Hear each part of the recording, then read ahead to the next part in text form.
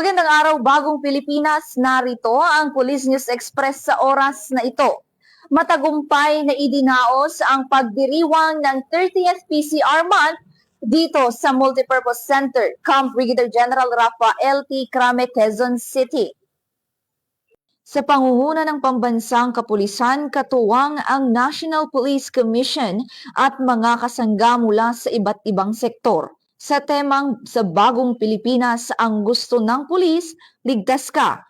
Tampok sa programa ang pagbibigay pagkilala sa mga individual at unit ng PNP na nagpamalas ng kahusayan sa pagpapatupad ng programang pangkomunidad. Kabilang na ang mga individual na tumanggap ng parangal para sa mahusay na community relations work, information dissemination at proteksyon sa kababaihan at kabataan, mga unit na kinilalang pinakamahusay sa kanilang kategorya.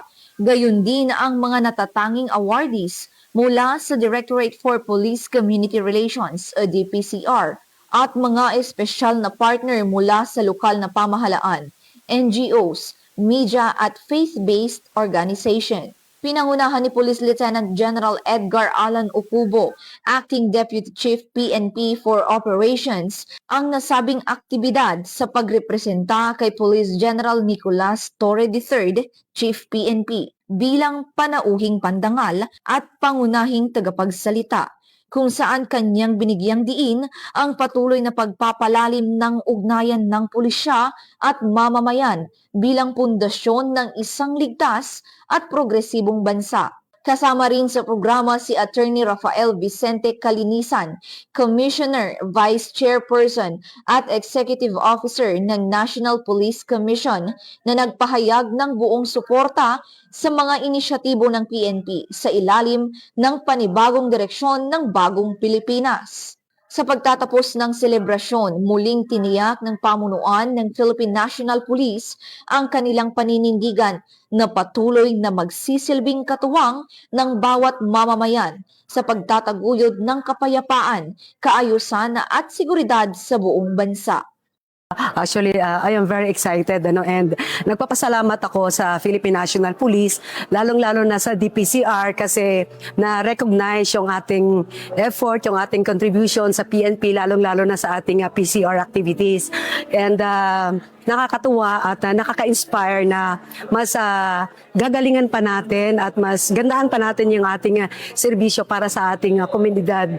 At of course, para sa ating mga partners na nagiging kapartner natin sa lahat ng ating mga advocacy, mga activities natin, tayo nagpapasalamat sa kanila dahil sa kanilang tulong, mas napaganda pa yung ating serbisyo publiko. Isang pagbati ng kapayapaan mula sa aming Muslim Brotherhood at on behalf of the National President ng Salam Police Advocacy Group ay bumabati po ako ng Assalamualaikum warahmatullahi wabarakatuh.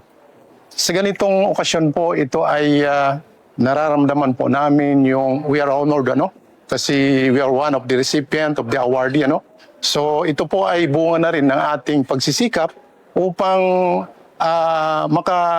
magkaroon ng matinding collaboration at saka Philippine National Police. Kasi po yung pag-alam naman natin, Salam Police Advocacy Group, kailangan po natin ma-build yung tinatawag nilang mayroon pong bridging understanding between communities. Hindi lamang po sa isang community, bagkus sa lahat ng communities. Of course, inaro rin po natin yung matulungan sila sa mga narratives, yung mga negative narratives ng mga makakaliwa upang tulungan ang ating PNP sa kanilang ways forward, yung National Ways Forward activity in combating crime and other problems like terrorism, violent extremism, and other virus of our society.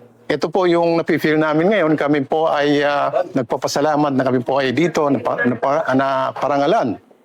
Sa kabila ng aming pagsisikap, nationwide po ito ang Salam Police Advocacy Group from Region 1 to Region 13, Region VARM, Region CAR, Region Mimaropa at saka NCR.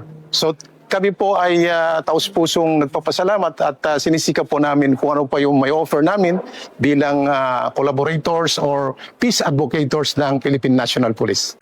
Gusto lang natin iparating na kami po ay isa sa mga haligi, masasabi kong haligi sa pagtataguyod ng kapayapaan. So we are calling all yung Salam Police Advocacy members to be vigilant, to be actively participating in all other community